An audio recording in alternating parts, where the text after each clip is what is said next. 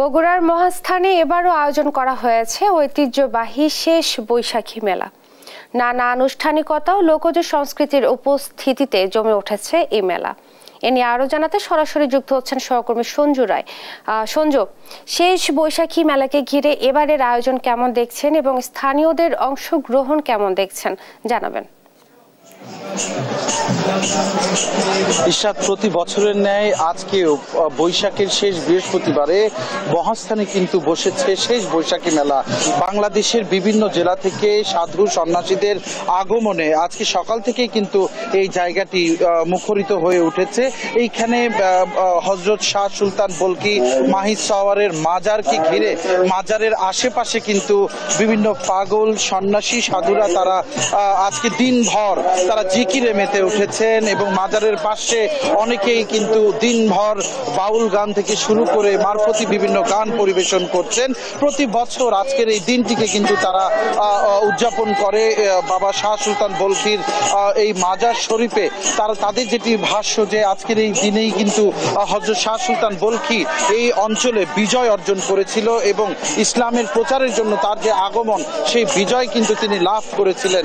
আজকে সকাল থেকে কিন্তু আমরা দেখেছি যে বিভিন্ন মানুষ তারা কিন্তু এখানে দলে দলে আসছে, পরিবার সহ আসছে এবং এই সাধু সন্ন্যাসীদের যে গান এবং তাদের যে আল্লাহর উপর জিকির সবকিছু মিলেই কিন্তু দর্শনার্থীদের ভিড়ও কিন্তু রয়েছে বেশ উল্লেখযোগ্য। তবে একটি জিনিস কিন্তু খেয়াল করেছি ইশরাত, যে প্রতি বছর যে জমজমাট আমরা এই মেলাটিকে পাই, বেলা এখন প্রায় 12টার কাছাকাছি, কিন্তু এখনো কিন্তু সেই জমজমাট ভাবটা কিন্তু আমরা লক্ষ্য করিনি। তবে সকলের যেটি বলছে যে বেলা বাড়ার সাথে সাথে এখানে কিন্তু একদিকে দর্শনার্থীদের ভিড় বাড়বে, অন্যদিকে কিন্তু আরো দূর দূরান্ত থেকে আরো সাধু সন্ন্যাসীদের কিন্তু ভিড়ও বাড়বে।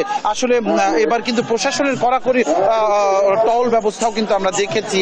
এই মহাস্থানকে ঘিরে এই মেলাকে ঘিরে 24টি পয়েন্টে দায়িত্ব পালন করছে প্রায় 5 শতাধিক পুলিশ। সাদা পোশাক গোয়েন্দা নজরদারি থেকে শুরু করে RRF এবং আনসার ভিডিবি সদস্যরা তারাও কিন্তু দায়িত্ব পালন করছেন এই মেলাকে সুষ্ঠুভাবে উদযাপন যেন সকলে করতে পারে। আগামীকাল বাদ জুমা পর্যন্ত কিন্তু শেষ বৈশাখী মেলার যে এই আনুষ্ঠানিকতা কিন্তু চলবে।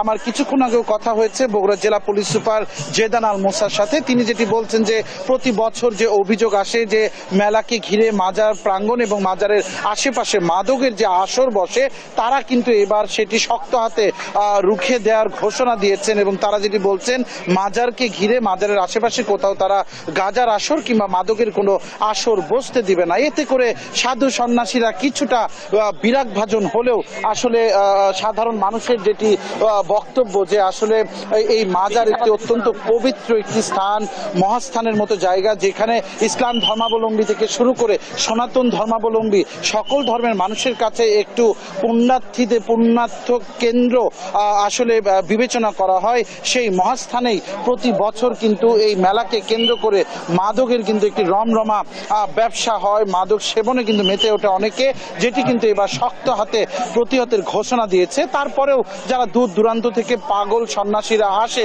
যারা আসলে আইনও বোঝে না কানুনও বোঝে না, তারা কিন্তু এই মাজারের আশেপাশে বিভিন্ন যে খোলা জায়গাগুলো যেখানে মেলা বসেছে সেখানে কিন্তু তারা তাদের যে গতানুগতিক কার্যকলাপ তা কিন্তু করেই যাচ্ছে।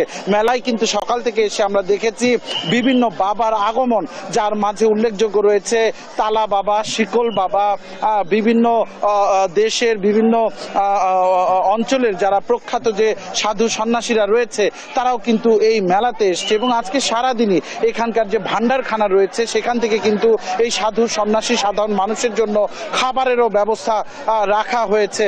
আসলে একটু কথা বলি আপনাদের সাথে, এই মেলাতে কেন এসেছেন, কেমন লাগছে সব মিলিয়ে?